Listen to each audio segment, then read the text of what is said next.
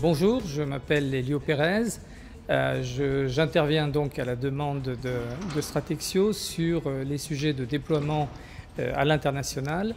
Et ces sujets-là, je les ai déclinés en trois parties. La première partie qui concerne les stratégies d'évaluation du projet. La deuxième partie qui concerne l'élaboration du business plan pour savoir si au final, face au go-no-go, on y va ou on n'y va pas. Et le troisième sujet concerne l'organisation, c'est-à-dire la gestion des moyens que l'on va déployer sur le terrain.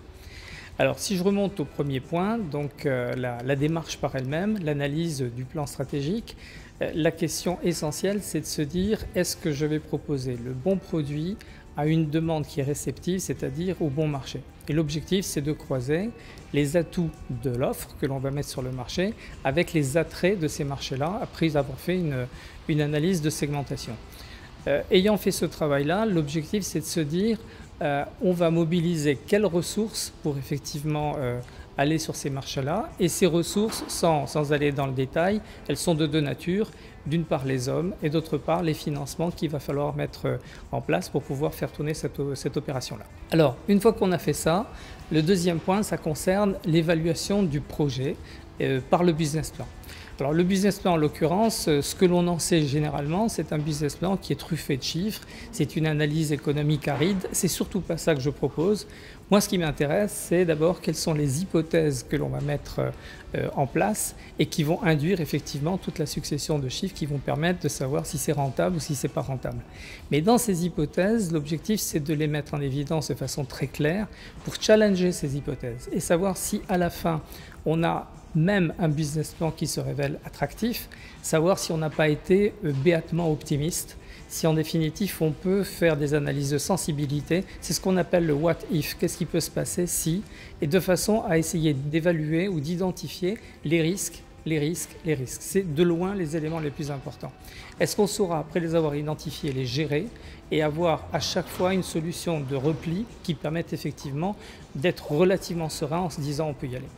Le troisième volet maintenant, c'est l'organisation et le management de cette démarche à l'international. Alors en termes d'organisation, il y a deux choses à regarder, l'organisation externe et l'organisation interne. L'organisation externe, c'est tout bête, ça consiste à se dire je vais y aller comment et avec qui.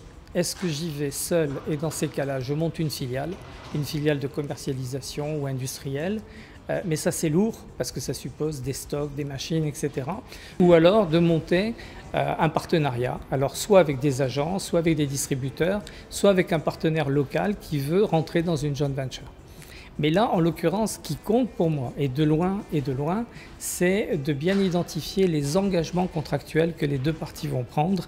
J'ai une phrase claire, mais qui parle bien. C'est au moment du mariage qu'il faut envisager le divorce, parce qu'on s'aime encore. Et l'objectif, c'est de mettre sur le papier tout ce qui peut se produire et comment on peut rester liquide et se désengager à tout moment. Alors, une fois qu'on a fait ça, ensuite, l'organisation interne. Je vais confier les rênes de mon projet à qui?